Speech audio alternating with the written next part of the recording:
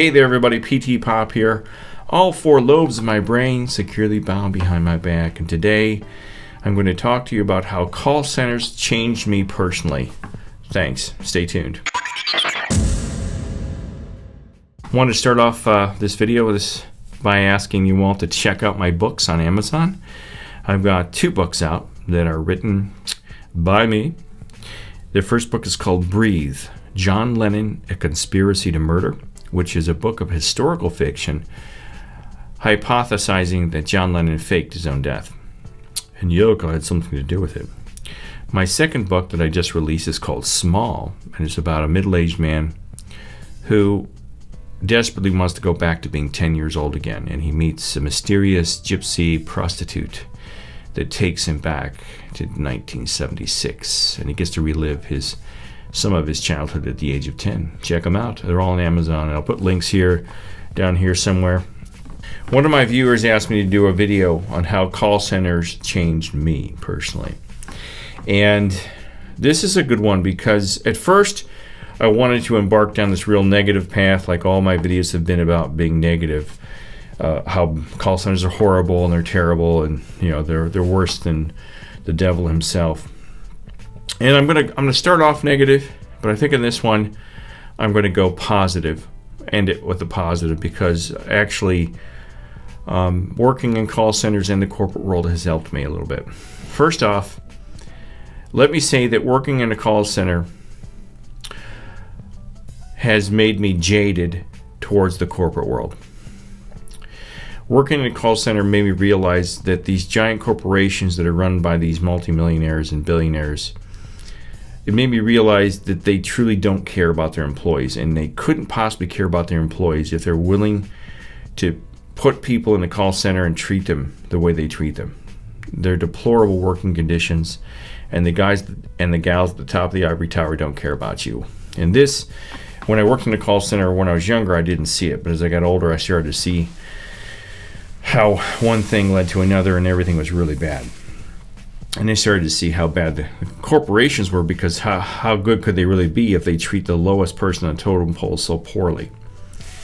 Another thing call centers have done to me is help me see that the people that work in the call centers, the actual people taking the calls, are good people. So now when I call a call center, I'm very careful before I get upset or I get irate with somebody, because I know that these people that take my calls aren't well trained. They're doing the best they can to get by, and I really cut them a break. Unless I get really horrible service, I don't ever fill out one of those surveys at all. One of those, they say on the calls, would you like to fill out a survey about the service you received from XYZ PD Corporation? I usually decline those, unless I got really good service, and then I'll fill it out and give it all 5 stars or whatever the recording is, whatever the requirements are. Call centers have changed me because, number one, as I said at the beginning, I'm jaded towards the corporate world because of working in call centers, but that has helped me. All those years, I'll never forget those years I worked in call centers, in Arizona especially, the big corporate call centers. I would sit there with just like, oh my God, I've got to get home. I've got to get out of this. I've got to get out of here. I've got to work on my art. I've got to work on my guitar playing. There's got to be some better way to be happy. There's got to be a better way to live my life, And I would sit there agonizing and dreaming. I'd dream about doing my art, which is photography or music. And I did a sketch one day during a meeting at a call center. And one of my coworkers, her name was Megan, she saw the drawing. She's like, dude, did you do that? And I said, yeah. She's like, you can draw, man. I'm so jealous. She's like, she became like, really, she never spoke to me really. She never spoke to me until this moment. She's like, you really got to get out of here, man. You really got to get out of here. You're really good at doing art. You should be out doing art. Quit this corporate thing. Get out of the call center and start doing your art. And I never really thought about it before, because I never thought there was a way to really make a living at art. And that's a whole nother story about making a living as an artist. But she was my initial inspiration to get out of the corporate world and start doing what I feel I was meant to be doing. And so from that point forward, my wife and I started looking for ways to get out of my day job and go back to school, which was inspired by this woman, Megan, who was my coworker. Within a year or two of that happening, I went back to school. I quit my job at Wells Fargo. I went back to school. I started studying graphic design and web design and photography. And the thing with this is, and this is significant to me because my whole life I've been an artist. And when I was in high school, I wanted to go to college to be an artist. But in college, the first 2 years in college, I studied fine art. I studied graphic design and painting and drawing. But I didn't think there was a way to make a living at it. I was like, oh my God, well, what am I doing? I'm wasting my time. I'll never get a job doing this. So what did I do? I changed my major. After my sophomore year, I went from a fine art major, graphic design, to a business major, communications with a minor in business management. And prior to changing my degree, my GPA was almost a 4.0. After that, I dropped. It almost cut it right in half. I went down to like a 2.56. It was horrible, horrible mistake. And on multiple levels. I abandoned who I really was as a person, as an artist. My grades went down. I had no interest in what I was studying. And when I got out of college, there was nothing I could do with that degree. The degree was just as useless as a fine art degree. And I was just completely out of my element in the business world when I got out of college, when I was studying it. But I think what working in a call center did for me that was positive is that it helped me become who I'm really meant to be. It was so torturous.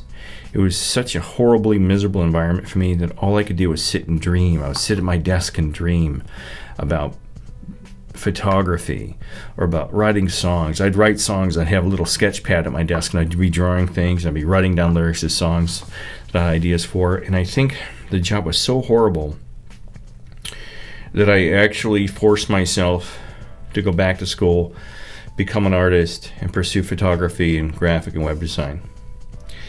And I tell you what, if it weren't for call centers changing me, I probably would still be sitting at a desk somewhere being miserable and tortured by some horrible manager who didn't give a crap about me. So I think overall, call centers did a couple things. They opened my eyes about the corporate world and how bad it is. It opened my eyes to how bad the call center jobs were, but how decent the people are. Even though they can be crazy, they're decent people that are trying to make ends meet. And I try not to judge them. And number three, it helped me find myself, helped me become who I am. And I tell you what, once you find yourself and you find out who you are and you become who you are, things get a whole lot easier.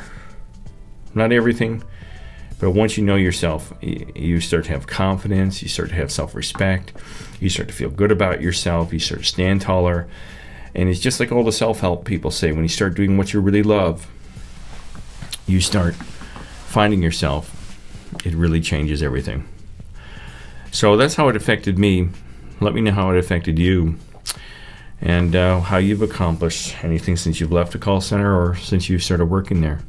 All right, thanks for watching. Have a good day. Give it a thumbs up, subscribe. Auf Wiedersehen.